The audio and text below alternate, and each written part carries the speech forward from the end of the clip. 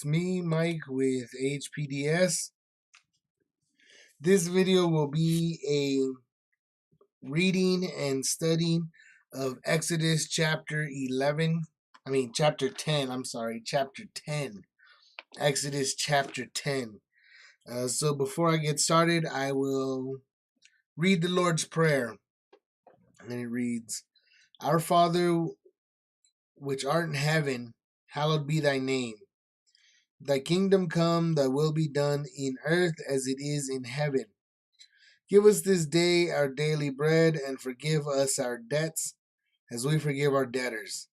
And lead us not into temptation, but deliver us from evil.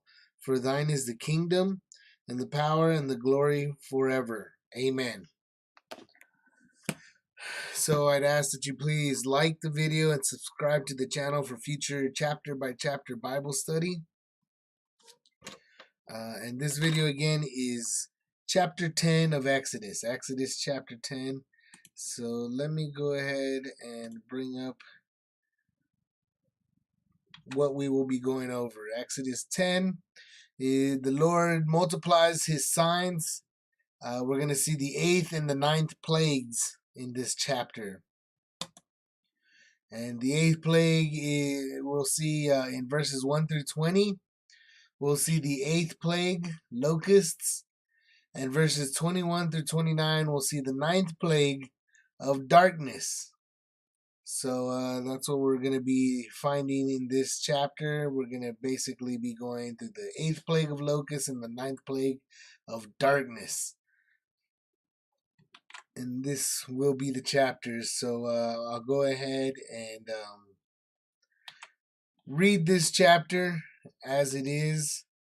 And then what I'll do is I'll come back and I'll read it line by line, and we'll see what the Holy Spirit brings to the conversation. So let me get this set up to, here you go.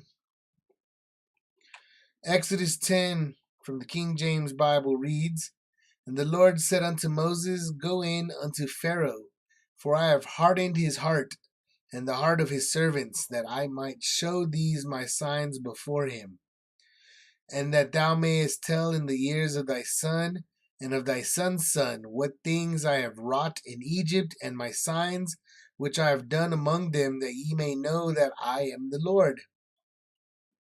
And Moses and Aaron came in unto Pharaoh, and said unto him, Thus saith the Lord God of the Hebrews, How long wilt thou refuse to humble thyself before me? Let my people go, that they may serve me.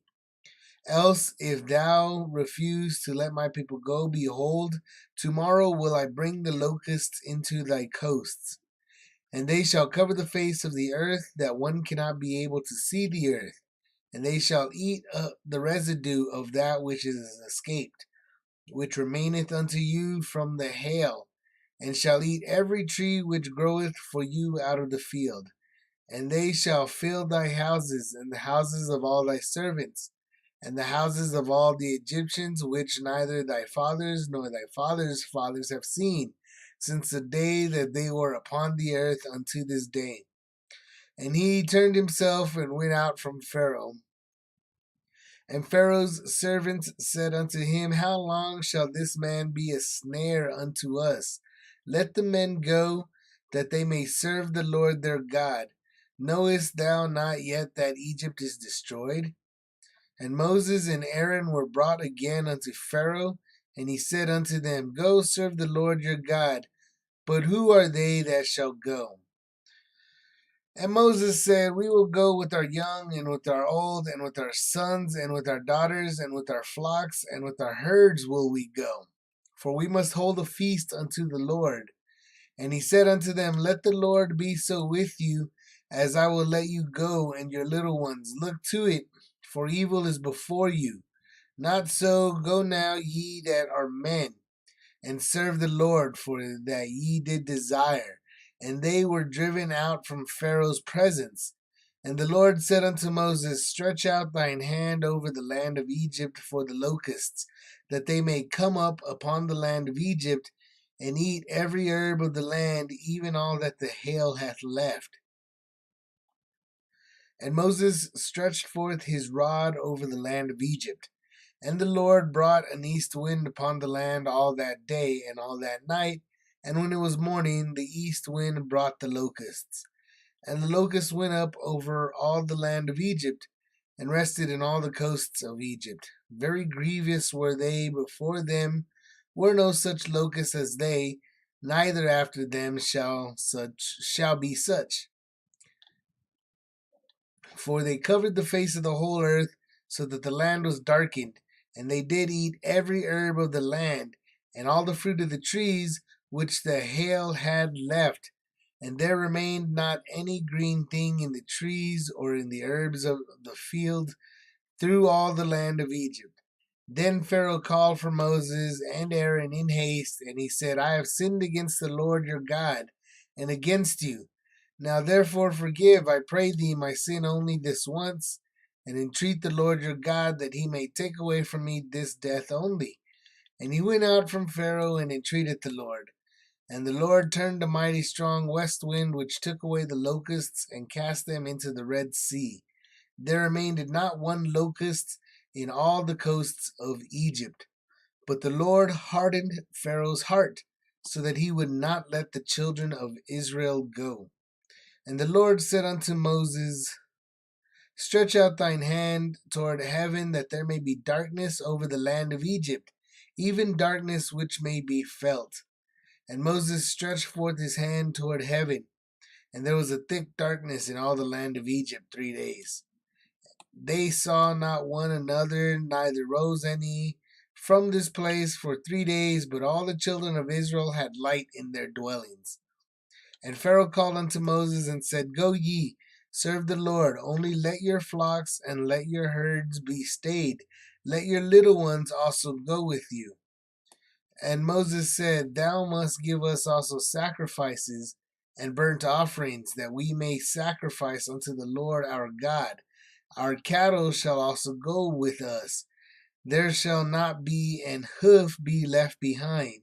For thereof must we take to serve the Lord our God, and we know not with what we must serve the Lord until we come thither. But the Lord hardened Pharaoh's heart, and he would not let them go. And Pharaoh said unto them, Get thee from me, take heed to thyself, see my face no more, for in that day thou seest my face, thou shalt die. And Moses said, Thou hast spoken well, I will see thy face again no more. And that appears to be the end. Verse of Exodus 10. So that is Exodus 10 in its entirety. Kind of went real big there. Okay, that was Exodus 10 in its entirety. So, what were we reading in that chapter? Like I said, basically, we read about the 2 different plagues. We're gonna read about 2 different plagues, the plague of locusts and a plague of darkness. So these, verses 1 through 20 was the plague of the locusts, and verses 21 through 29, the plague of darkness. So hold on one moment. I'm getting up some things real quick.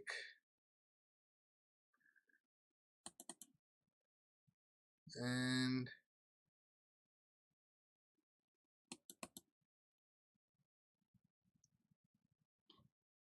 let's see. This is not. None of these are the. I was trying to look for a map. I guess we're gonna have to take a look here. But anyway, okay. Let's go into these 2 plagues, and I'll read it line by line, and we'll see. Like I said, what the Holy Spirit brings. So let me get set up for all of that.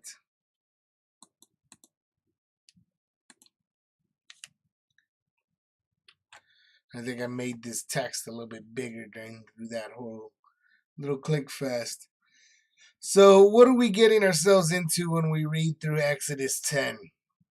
We're seeing that the Lord said unto Moses, Go in unto Pharaoh, for I have hardened his heart and the heart of his servants, that I might show these my signs before him. So things are getting very, very scary. Remember, everything's getting really, really bad. I mean, at first it was just the water turning into blood, and Pharaoh's little magicians were able to explain it.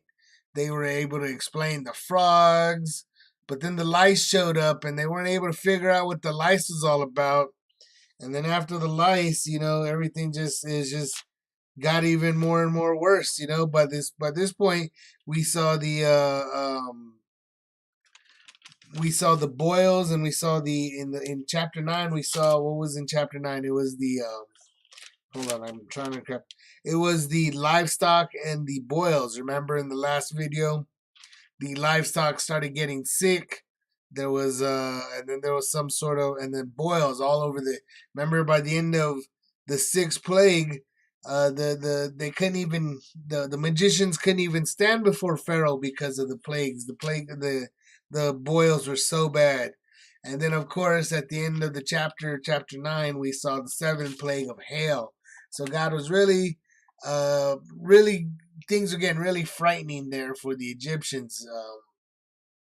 So here we go into them, but nonetheless, Pharaoh is still being stubborn about this whole thing. And God is saying it's because I'm doing it so that I might show these signs before him. So this Pharaoh was a lucky Pharaoh, apparently. He got to see the glory of God here, the power of God. This Pharaoh stood against God to his full might. And God came out here to show them these signs. And he came and did combat with them personally. And this guy, look at this Pharaoh. Pharaoh stood up to him. This is what his whole point was for. That was God made him for the purpose, apparently. And that thou mayest tell in the ears of thy son and thy son's son what things I have wrought in Egypt, and my signs which I have done among them, that ye may know that how that I am the Lord. So why is he doing this again? God is saying he's doing this not only to show the Egyptians that he is God, but he's also doing it so that they'll tell their children. That the children of Israel need to be able to tell their son and their son's son what I have wrought in Egypt, and my signs which I have done among them, that ye may know that I am the Lord. So this is like for people to remember him by. He's doing these signs, these great wonders for the world, so that they may see him, so that they may know who he was, that these things that were impossible really did happen, and these magicians and Egyptians really couldn't figure out what was going on, and there really was just some sort of new animal that sprung out of nowhere in the form of lice, and then we really did have a whole country that just broke out in boils. The Egyptians broke out into boils, and then now we're gonna see, and we read through this one. Obviously, we saw how the locusts came out. And they ate everything that survived the hail. Remember when we read about the hail in chapter 9? The hail destroyed almost everything, but it said the wheat and the rye was spared because they weren't grown up yet, so they were still kind of small, so they were spared. But here we come, the locusts. They're gonna come in and take everything. It's everything that's pretty much left, and then of course the darkness is just gonna be terrifying. Like I said, just absolute terror now. Now it's terrifying. So there was a little bit of hope after that hailstorm because the wheat and the rye, but here the hope is taken, and then more fear is given to these Egyptians. And it's also that everybody knows these signs so that Moses will tell his sons and they will tell their sons. And so that it isn't, because remember, this is a covenant that was made with Abraham back in the book of Genesis. And this covenant, it was meant to be. He said he was going to be for generation after generation. And remember, they were supposed to be circumcising, and they were, remember, even that's why we came in Exodus a few chapters earlier in Exodus, when the Lord came to kill Moses, because his son wasn't circumcised, so he hadn't properly circumcised his son, so God was coming to kill him. back in chapter 4, of course. And so these people need to remember this covenant that was made way back when with Abraham, and they need to know that this is all for the people all over the earth, because right here it's for the Egyptians right away and for the children of Israel. These people are getting these signs immediately right then and there. They got to see the great miracles of God in their lifetime. Uh, and Moses and Aaron came in unto Pharaoh and said unto him, Thus saith the Lord God of the Hebrews, How long wilt thou refuse to humble thyself before me? Let my people go, that they may serve me. And so, of course, God is telling them through, telling the Pharaoh through Moses and Aaron that obviously you need to submit to me. I am the Lord, and even Pharaoh must submit to me as Lord, is what God is telling him. And else if you refuse to let my people go, behold, tomorrow will I bring the locusts into thy coast. So, like I said, this is a definite war between two supposed kings. One is the Lord, and that's why we know him later on to be the Lord of Lords. But here he is, the Lord. And then we got this Pharaoh who is calling himself basically a Pharaoh is a king. So we got two kings going to war with each other. We got the one Lord, which is the Lord of Israel, and we got the Pharaoh going to war with each other. And so the Lord is telling Pharaoh to submit to him. He's asking him, go ahead, please submit for the sake of your people, for the sake of yourself, you might as well. So he's telling them, please, for the sake of everything that is, submit to me. If not, I'm going to go ahead and I'm going to have to keep attacking you. And I'm going to bring locusts into thy coast. And they shall cover the face of the earth, that one cannot be able to see the earth. And they shall eat the residue of that which is escaped, which remaineth unto you from the hail, and shall eat every tree which groweth for you out of the field. And they shall fill thy houses, and houses of all thy servants, and houses of all the Egyptians, which neither their fathers nor their fathers' fathers have seen since the day they were upon the earth unto this day. And he turned himself and went out from Pharaoh. So, of course, pretty big warning. Now here come the locusts. So, just like the lice were everywhere, just like the flies were everywhere, just like the frogs were everywhere, now they're going to get locusts everywhere. And of course, those locusts are going to kill the last hope that they had after the hailstorm. The hailstorm killed almost everything, and whatever escaped the hailstorm is now about to be eaten. So, like I said, now all their lives are very much in danger.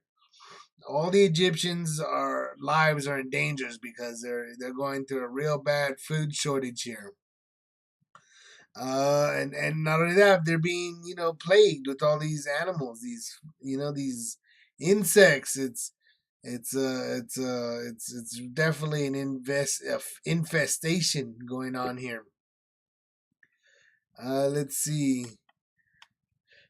And he turned himself, and so that's what Moses and Aaron are telling them. They leave, and of course, Pharaoh's still just being real hard-hearted, but his people are already, look at his people are feeling it. And Pharaoh's servant said unto him, How long shall this man be a snare unto us? Let the men go, that they may serve the God, Lord their God. Knowest that thou not yet that Egypt is destroyed? So his people are already, like I said, it isn't just starting to affect them. It has already destroyed them. So I'm saying, it's starting to affect his people. No, it has already destroyed his people, these plagues. His people are telling him, what are you doing? These are clearly the cause of all of our problems. These men right here, they're telling them, let them go. Send them. It's just 3 days. That's all they're asking for. Go. They're already ready to get rid of them. Everybody was ready to get rid of them. Let's send them away. But of course, here comes Moses and Aaron. They bring him back to Pharaoh. So all his people are telling Pharaoh, get rid of him. But Pharaoh comes in. He's talking to him again. He's going to get things a little straightened out. And he says, go serve the Lord your God. But who are they that shall go? So he's asking him, all right, go serve your Lord. But first, tell me who's going. Who all? Tell me all of all your people you're saying.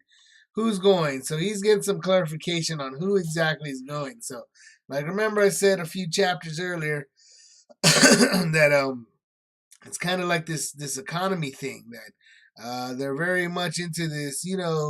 If you guys stop working, so meanwhile these guys are trying to work this whole time too. So, or at least that would be the case, because Pharaoh is, I mean, at this point, if they're so badly taken, like the the Hebrews, these children of Israel, could already leave probably, but he's still saying no. First off, tell me who's going.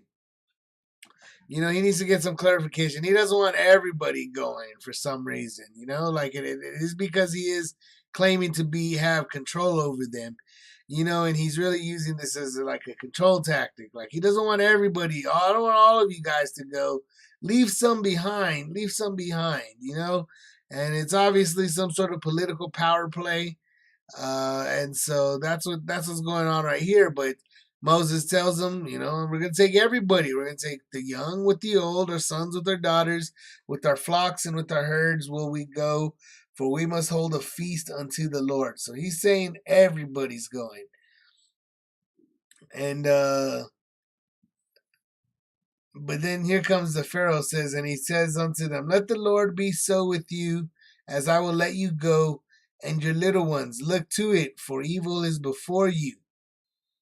And not so, go now, ye that are men, and serve the Lord, for that ye did desire. And they were driven out from Pharaoh's presence. So we got a little bit of an issue going on here. It's kind of complicated. I will say that here in the King James Version. He's saying, let the Lord be so with you, as I will let you go, and your little ones. Look to it, for evil is before you. So that's Pharaoh talking. Pharaoh is saying this to Moses and Aaron. And he says, let the Lord be so with you, as I will let you go, and your little ones. Look to it, for evil is before you. So he's saying you got to be out of your mind taking that I'm going to let you go. He says, I don't know who, let the Lord be so with you. And he's kind of saying, I don't know who you, I don't know what kind of Lord you serve or whatever. He goes, but you got to be, he's basically saying you got to be crazy to think that I will let you and your children go. For evil is before you. So it's a real serious. He goes, not so. Go now, ye that are men, and serve the Lord. For that ye did desire. And they were driven out from Pharaoh's presence.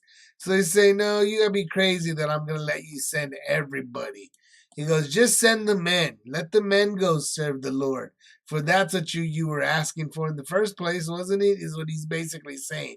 So there's a big kind of argument here. So he's trying to say, yeah, go, meanwhile, his Pharaoh's servants are telling him, go, send everybody, let them go.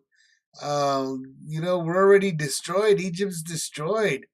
And Moses, Pharaoh's still, trying to keep his little grasp on them and saying, oh, you gotta be crazy, if you think I'm gonna send all your children with you, just send the men. You just go with the men. That's all you're allowed to. And then they were basically driven out of Pharaoh's presence. So that means they weren't allowed to do any kind of rebuttal. They weren't allowed to agree or disagree. He just said, go only the men. But that's not what God asked for. So, of course, that's not really, the case. That's not the end of the story, of course. So here comes the Lord saying, the Lord said unto Moses, stretch out thine hand over the land of Egypt for the locusts, that they may come up upon the land of Egypt and eat every herb. So here we go. So obviously, there he goes. He's finally doing it. Moses stretched forth his rod over the land of Egypt. The Lord brought an east wind upon the land all that day and all that night. And when it was morning, the east wind brought the locusts. So it got real windy. And by morning time, here show up the locusts. And the locusts went up all over the land of Egypt and rested in all the coast of Egypt. So they were very grievous, were they? Before them there were no such locusts as they, neither after them shall be such. So they're saying there's a lot of locusts. There was never such amount, and there never will be such amount again. This amount of locusts, this plague of locusts was specifically brought up for those Egyptians at that time. for the sake of Pharaoh, for the sake of the children of Israel, for the sake of us, so that everybody should know that he is the Lord, and this is his power, his great power that he has. For they covered the face of the whole earth, so that the land was darkened. And they did eat every herb of the land, and all the fruit of the trees which the hail had left, and there remained not any green thing in the trees or in the herbs of the field through all the land of Egypt. So here we see kind of a foretelling of what's going on here with the darkness. So we're going to get some darkness coming in here. And, basically, let's see. And they did eat every herb of the land and all the fruits. So everything else was basically destroyed. So everything got eaten. Nothing. No, not any green thing in the trees or in the herbs of the field. So like I said, it was very terrifying. And there's so many locusts that they were covered. The land was darkened. Like, the sky was just filled with them. And Pharaoh, here we go, comes back to Pharaoh again, calling Moses and Aaron in haste. And he said, I have sinned against the Lord your God and against you. So here goes apologizing again. Here goes seeing the power. And he comes running back to apologize. Now therefore forgive, I pray thee, my sin only this once, and entreat the Lord your God that he may take away from me this death only. So he is, like I said, he's very scared. They're terrified. The whole country is destroyed. They have nothing left to eat. Their cattle hasn't really survived. They haven't really survived. They're all very sick. They're in pain, in suffering with their boils and the after effects of the boils. And there was lice still everywhere. So now they've got this new creature, lice, that they got to worry about. So even though they were just plagued with it, that doesn't mean they went away. We still have these lice to this day, obviously. And so forth. So now they're getting, he comes in and he's begging them, just, there's nothing left to eat. We're all going to die. Everybody's going to die. Please take from me this death only. So he's comes asking, begging for forgiveness and asking for God to, take away the death. Like, please stop this. And he went out from Pharaoh. So here comes Moses. All right. And telling him, Pharaoh wants me to stop this. And the Lord turned to a mighty strong wind, which took away the locusts and cast them into the Red Sea. There remained not one locust in all the coast of Egypt. So God says, all right, I'll send them away for you. I'll send them into the Red Sea. So where is the Red Sea? I think this whole thing is considered the Red Sea, even though they call it the Gulf of Suez. This is the Red Sea. And it looks like, it just sent them in and threw them all. So, sent them all into the ocean, basically. So, I'm just taking a look at this map here. But that's what it says. And so, that's what happened. God, Pharaoh comes into Moses, kind of humbles himself, says, please take this away. And Pharaoh, Moses goes and talks to God, and sure enough, he does it. There goes. But the Lord hardened Pharaoh's heart. So here goes. Pharaoh's heart gets hardened again. And he still doesn't want to let the children of Israel go. So everybody's really anxious for this to happen. But except for Pharaoh. Pharaoh's the only one holding on to this idea that these children of Israel are going to stick around for 3 days. So, and the Lord said unto Moses, stretch out thine hand toward heaven, that there may be darkness over the land of Egypt, even darkness which may be felt. So this is going to be a serious darkness again. So this is more terrifying things that are going on.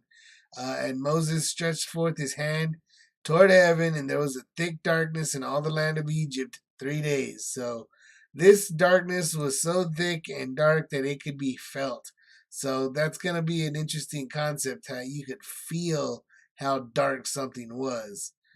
So it makes you wonder how dark that is, but for 3 days there was no light, just darkness, and they saw not one another, neither rose any from his place for 3 days, but all the children of Israel had light in their dwellings. So basically, it was so dark that the people didn't even do anything. There was nothing they could do. They just stood indoors. It was so dark they didn't want to go outside. It was that dark out there in Egypt. That's got to be interesting to be thinking about that, living out in Egyptian times, living in some sort of like adobe hut kind of situation, living in some sort of a city or something, even where maybe houses were a lot closer together or something. I don't know. But then all of a sudden it was so dark that they couldn't even get out. They didn't even want to go outside. Couldn't do anything. But the children of Israel, of course, they're being separated out. They all had light in their dwelling, so somehow it was still, they had light. It wasn't so dark over there. But then and Pharaoh called unto Moses and said, Go ye, serve the Lord, only let your flocks and your herds be stayed. Let your little ones go also with you. So the Pharaoh he's trying to make a compromise with Moses, saying, all right. Now we're really getting to the real deal of why Pharaoh doesn't want these people to leave. It's like I said, an economic situation. He's telling them, go, you can take your kids. All right, remember he was just saying, send the men, only the men. Now he's saying, all right, you can take your children too, but leave the flocks behind and your herds. Keep your flocks and your herds behind. I need you to keep those behind for me, please. So, like I said, here comes the real reason, the economic value of these people. I need you to keep your things here, all your stuff. We own your stuff. We own you and your stuff. Now he's trying to say, okay, we don't own you, but we still kind of own your stuff. So keep your stuff here, your flocks. But here comes Moses saying, Thou must give us also sacrifices and burnt offerings, that we may sacrifice unto the Lord our God. Our cattle also shall go with us. There shall not be an hoof left behind, for thereof must we take to serve the Lord our God. And we know not with what we must serve the Lord until we come thither. So here he goes, makes an offer. And Moses comes up with the deal breaker, saying, "Nope, everything. It's all of us, even our cattle." He goes, "You don't understand. Everything is coming to serve the Lord. Everything. We even need to know. We don't even know what we gotta give to the Lord yet. We gotta just show up there with all our stuff, and He tells us what He wants from us, and He takes it. And so that's kind of what these guys are telling them. We don't even know yet all the things we must give to him, so we got to take everything. But of course, the Lord hardened Pharaoh's heart, and he would not let them go. So it was too much. Pharaoh says, "Nope, I can't let you take all your stuff too." And so he gets really upset. And Pharaoh said unto him, Get thee from me, take heed to thyself, see my face no more. For in that day thou seest my face, thou shalt die. So he's telling you, that's it. I can't do business with you. No, I won't do it. What you are asking is too much. I own that flock. That's my flock. That's my stuff. That's my herd. My herd, my flocks. That's really what Pharaoh is getting to it at the end of the day. And he says, Get out of here. He goes, and you'll never, that's it. No more. You're going to die. Next time I see you, I'm going to kill you. You're trying to take the herds from me. And that's really the root of this situation, that Pharaoh didn't want the herds to be taken away from him. And of course, Moses said, Thou hast spoken well. I will see thy face again no more. So that's the deal breaker. Like I said, the deal breaker here was that herd at the end of the day.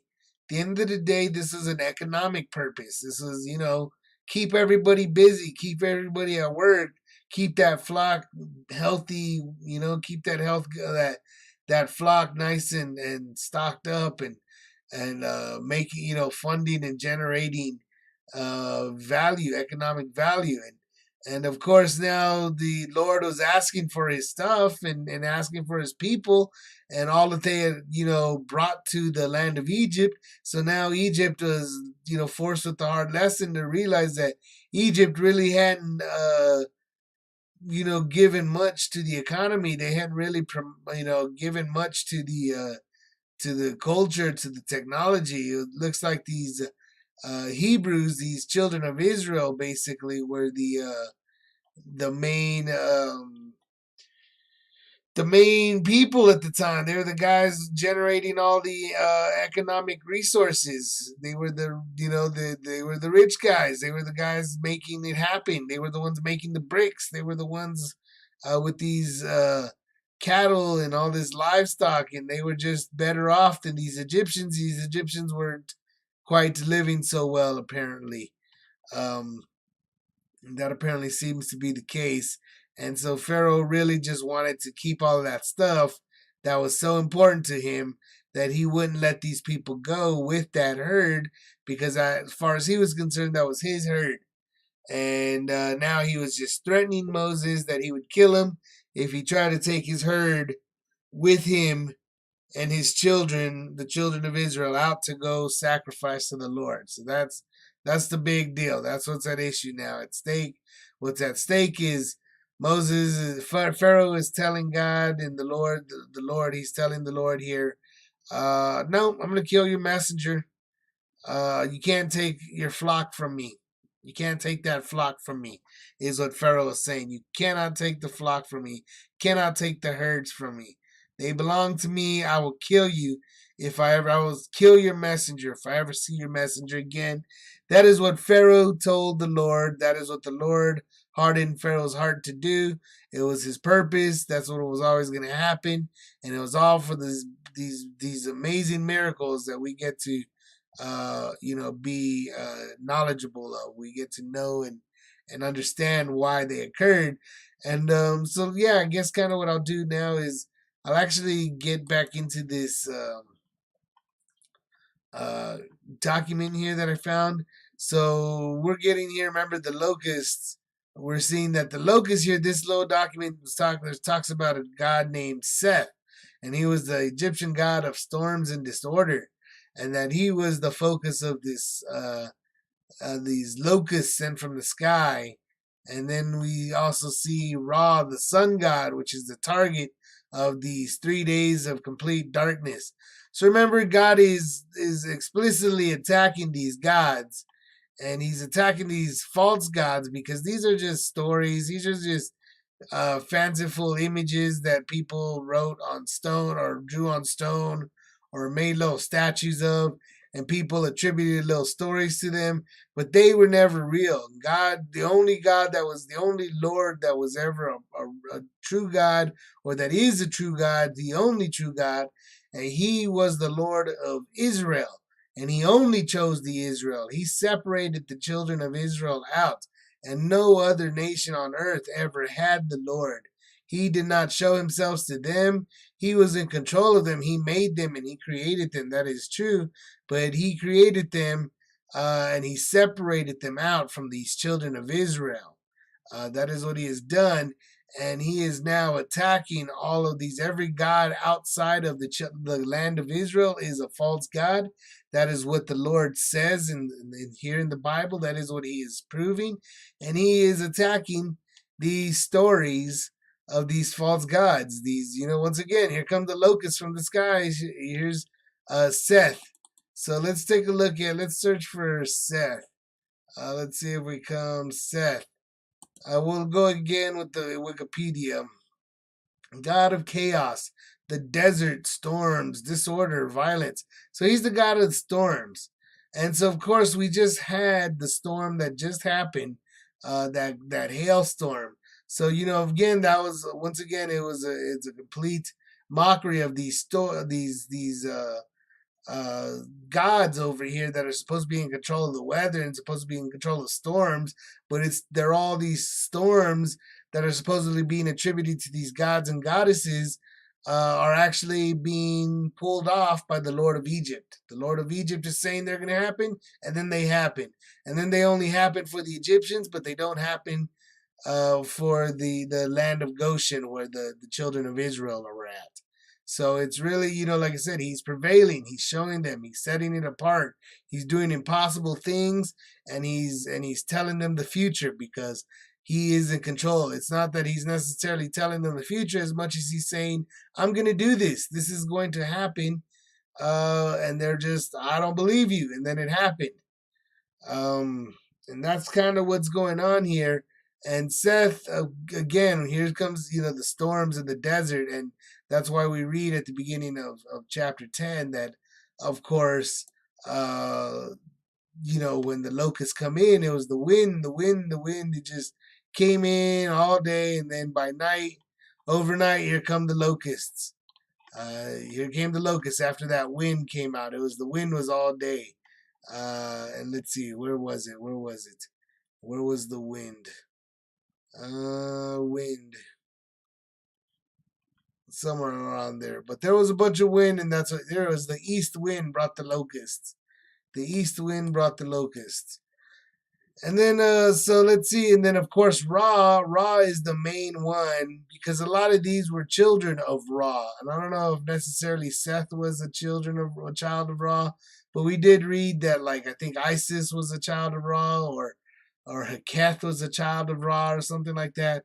But Ra, here it is, protector of Ra. So even Seth was depicted standing on the prow of Ra's barge. So here comes the darkness, the plague of darkness. And that's why we're seeing the attack on Ra. That the sun god over here is, the sun god, took off for 3 days of darkness, complete darkness. So where was Ra during this whole time? Well, Ra was apparently working for the Lord of Israel because the Lord of Israel told him that this would happen. All of his people knew that this was coming from the Lord of Israel through the form of Moses and Aaron. Pharaoh knew it. Everybody knew it. So this was, where was Ra? He must have been working, or he must have been the Lord of Israel himself. And that's what the Lord of Israel was saying, that it was him. It's me. There is no Ra, and so forth. That's kind of really what's going on here. And yeah, so that's I could look up more. I could look up all kinds of stuff. Oops, I launched a program that I did not need to launch. And now it's gonna probably pop up. That's upsetting. Close it. There it is. No, it came up anyway.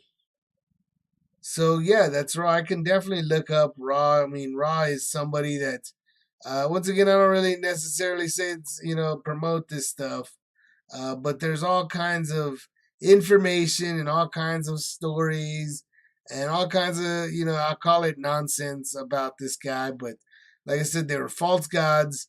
They were, stories. They were symbols that the Egyptians had created. But the Lord of Israel showed and triumphed over them all and prevailed over them all and showed that he was in control of all these things and showed these false gods to be just exactly what they are, which is mythology. They are the mythologies. They're the myth stories, created over, in the lands without God. But nonetheless, they're there. There's a lot of information. I won't promote it. But Ra and these gods and his gods alongside him were the ones that were being attacked all throughout these plagues. These Egyptians were supposed to be getting protected by these false gods. They were not getting protected, but Israel was prevailing, and that's really the main focal point of these plagues. And so yeah, I'm gonna go ahead and end this chapter here. I'll end this video here. That was Exodus 10. And it's a continuation. Like I said, it's a continuation of the plagues, the 10 plagues. We saw the 8th and the 9th plague of locust in the 8th plague, and 9th plague of complete darkness.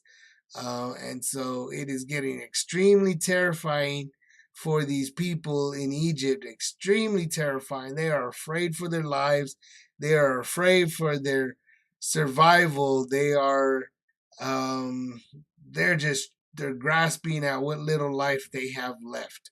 And their gods are all failing them. They have, so you got to really wonder about the Egyptian spiritual people, all the people that were spiritual and the religious people and Egyptians. Remember when we read about Joseph's family back in Genesis. When Joseph had actually married the priestess of On, the priestess of On. So he had actually married an Egyptian priestess. So they had faithful people out there. So you have to wonder how these faithful people felt completely abandoned by their gods, their false gods. Their false gods weren't helping them. Their false gods weren't doing anything during these plagues, and everybody was just, the whole country was just being destroyed. So it doesn't really say how many people may have been dying, but the hailstorm definitely killed a lot of people. So we don't really know how many the boils and the ones before that, but the hailstone the hail definitely did kill a lot of people. It sounds like anybody who was out in them got killed. Um, but yeah, like I said, I will go ahead and end this video here. And I'd like to one more time, reiterate, please like the video and subscribe to the channel for future chapter by chapter Bible study.